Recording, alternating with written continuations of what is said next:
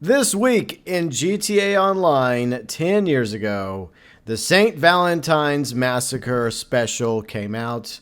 The first official update of 2014, one of many updates that we will be covering 10 years later in the next few months from now. But the first was the St. Valentine's Day Massacre. It officially came out September 13th, 2014, for the Xbox 360 and the PlayStation 3. This was time-limited content, but the first time that we ever had purchasable content for a DLC. So anyone that bought the content in 2014 when the St. Valentine's special came out were able to keep that content for good, which included the Albany Roosevelt, as well as the Gusenberg Sweeper, the Tommy gun, and some clothing items as well from the Prohibition era, and also Valentine's themed, such as fedoras, double-breasted suits, along with the flapper dresses, sexy undergarments for female characters, some Valentine's themed masks, and more. Rockstar also re-added the Rat Loader back to GTA Online during the St. Valentine's Day Massacre special, and gave people the opportunity to claim it for free until the next update, which would be the business update, and we'll cover the 10-year anniversary of that next month. Along with the Valentine's Massacre content, we also got 10 Valentine's-themed jobs added: death matches, races, parachuting, etc., shotgun wedding, property values, creek, Vinewood tours, motorboarding, Heartbreaker. We also, for the first time, had the ability to earn money while doing solo races. Obviously, it's not much money, but better than nothing.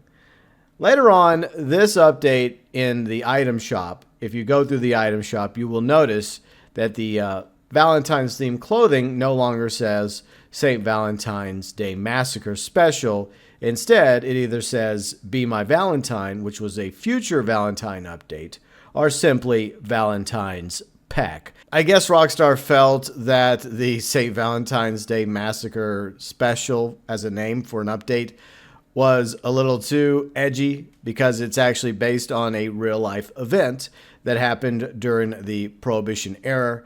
February 14th, Valentine's Day, 1929, in Chicago, 7 men were killed. 5 of them were part of the Irish North Side Gang, rivals of Al Capone's gang, and allegedly it was Al Capone's gang that lined these men up and gunned them down with submachine weapons, aka the Tommy gun. 2 of the men were actually disguised as Chicago police officers. Allegedly, it was done by Al Capone and his men. I don't think they ever proved it, but yeah, that is a day that lives in infamy on Valentine's Day, as well as in Chicago and during the height of the Prohibition era, specifically under Al Capone's reign of terror, when he all but ruled over Chicago with an iron fist. Overall, the Valentine's Day Massacre special was a pretty good update, the first of many updates to come out in 2014 to hold players over until the heist update was finally ready about a year later in 2015. And it was interesting because, once again, this was the first time the new content was purchasable. The Beach Bum updates content at the time was free, and we were able to use the holiday-themed content, which later on would become Festive Surprise, for free, but that was taken away from us at the end of the holiday season back in 2013.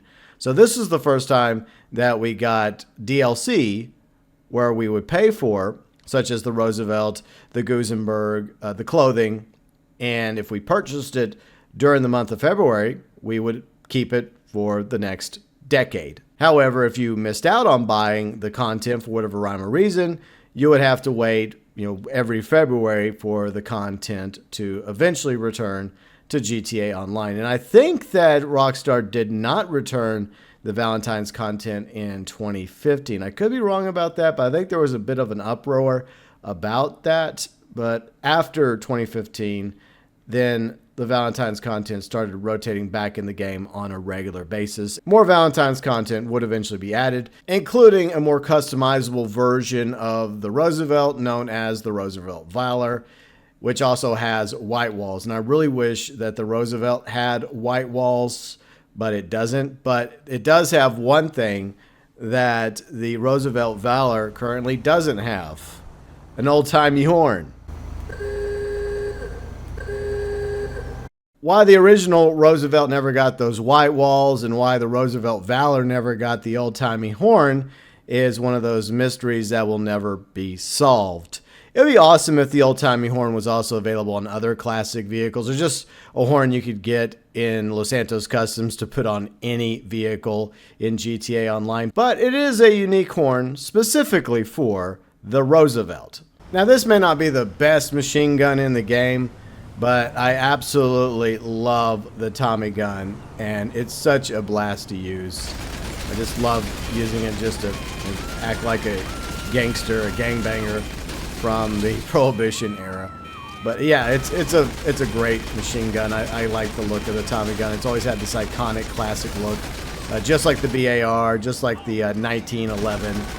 And yeah, so I absolutely purchased this back on the 360 whenever it came out, along with the Roosevelt. So yeah, and anyone that missed out on buying this back in February 2014 had to wait a quick minute before they could get their hands on the GeauxBurns sweeper before I think it became available again like a year or so later. Now, the reason why I didn't do a review of the St. Valentine's Day Massacre special whenever it came out 10 years ago is because this channel still officially hadn't launched yet. I'd already came up with the name of the channel, GeauxBurns. It's a Louisiana thing, you know, go as in Geo, G-A-U-X, and my last name Burns. Most people just call me GB now. It's easier. But I was still like debating about whether or not I wanted to start another channel, because I've had the other channel, the political channel, for a long time. I've kind of been burnt out quite a few times with politics, but I was still looking for a place to like flex some creative juices. And I had idea after idea. I was emailing Rockstar regarding GTA Online since it officially launched in October of 2013. And I was tired of sending out emails and having probably nobody read them. And I thought that, hey, there are other people on YouTube making GTA content. Why not do it myself, especially since I have experience making YouTube content already. And I've been a gamer my whole life, and I've been playing GTA since the very first Grand Theft Auto came out back on the original PlayStation. But overall, I think that this was a pretty good year when it came to content for GTA Online. The Valentine's Day Massacre special is the first of many 2014 updates that came out that will be celebrating their 10-year anniversaries. And yeah, I will be covering them around the week that each one debuted 10 years prior, which includes the business update, High Life, I'm Not a Hipster, Independence Day special, and more. All of which I look forward to covering throughout the rest of the year in their own 10 years later videos. Your thoughts, views, and opinions regarding the 10-year anniversary of the Valentine's Day Massacre special in GTA Online, as always, welcome below in the comments section.